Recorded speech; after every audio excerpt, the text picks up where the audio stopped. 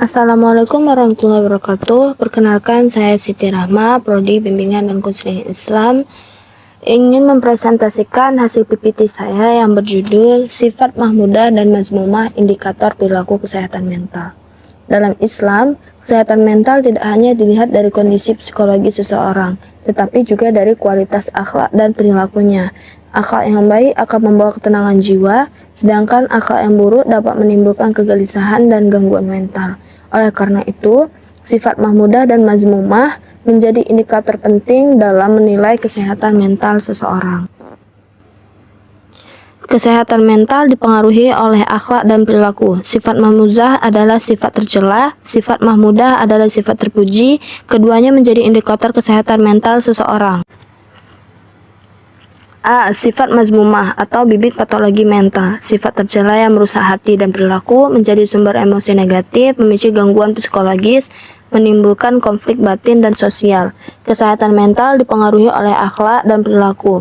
Sifat mazmumah adalah sifat tercela yang dilarang dalam ajaran Islam karena dapat merusak hati, pikiran, dan perilaku manusia. Kata mazmumah berasal dari bahasa Arab yang berarti sesuatu yang buruk atau tercela. Sifat ini disebut sebagai bibit patologi mental karena menjadi sumber munculnya gangguan emosi, konflik batin, dan perilaku negatif. Jika terus dipelihara, sifat mazmumah dapat memengaruhi kesehatan mental seseorang.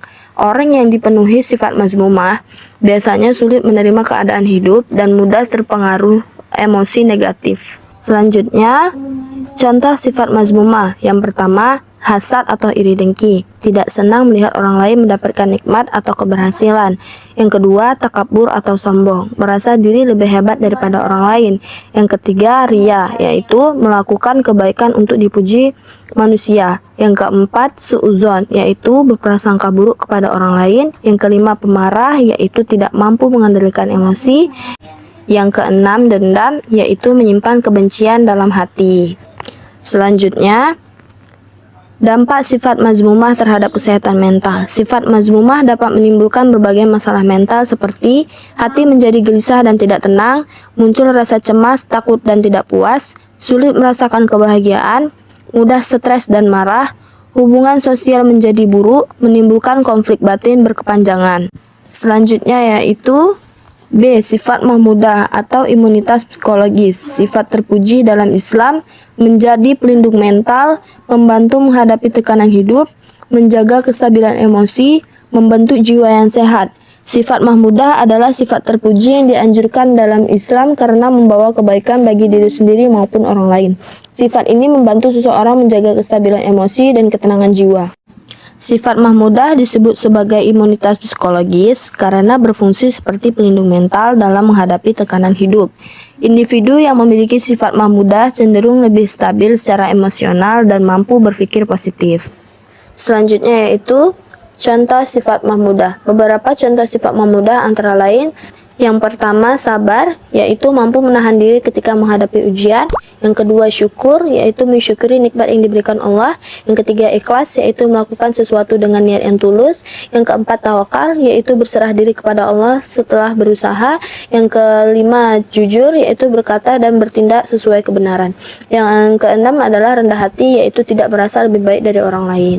Selanjutnya yaitu pengaruh sifat mahmudah terhadap kesehatan mental. Sifat mahmudah memberikan banyak manfaat bagi kesehatan mental, antara lain membuat hati lebih tenang, membantu mengontrol emosi, menumbuhkan rasa optimis, mengurangi stres dan kecemasan, membentuk hubungan sosial yang harmonis, membantu seseorang menghadapi masalah dengan bijak.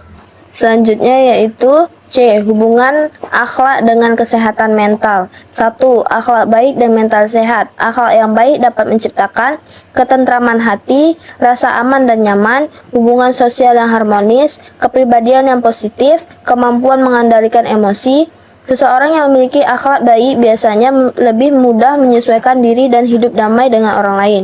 2. Akhlak buruk dan gangguan mental. Sebaliknya, akhlak buruk dapat menyebabkan konflik batin, rasa bersalah, kecemasan berlebihan, mudah tersinggung, sulit percaya kepada orang lain, kehidupan sosial yang tidak harmonis. Karena itu, pembentukan akhlak sangat penting dalam menjaga kesehatan mental. Selanjutnya yaitu D. Relevansi dalam BKI. Peran BKI terhadap kesehatan mental. BKI membantu individu memahami masalah yang dihadapi, mengembangkan sifat mahmudah, mengurangi sifat mazmumah, mendekatkan diri kepada Allah, menemukan ketenangan jiwa. Peran konselor Islam. Konselor Islam memiliki tugas untuk memberikan bimbingan berdasarkan nilai Islam, menanamkan akhlak mulia, membantu klien mengendalikan emosi, membimbing individu agar berpikir positif, membantu proses perubahan perilaku. Selanjutnya yaitu tujuan BKI. Tujuan utama BKI adalah membantu individu mencapai kesehatan mental, kehidupan yang seimbang, ketenangan batin, akhlak yang baik, hubungan harmonis dengan Allah dan sesama manusia.